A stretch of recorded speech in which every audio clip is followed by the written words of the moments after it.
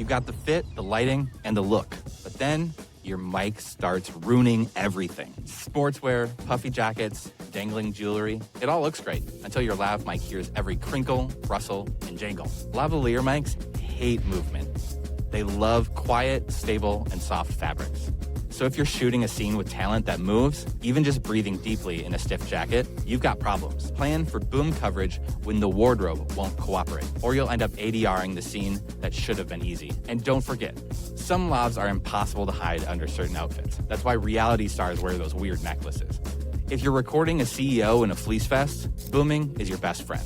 If you spent any time on your wardrobe, spend 5 minutes to make sure it's not going to ruin your sound. Save this as your reminder and send it to your fashion-forward buddy.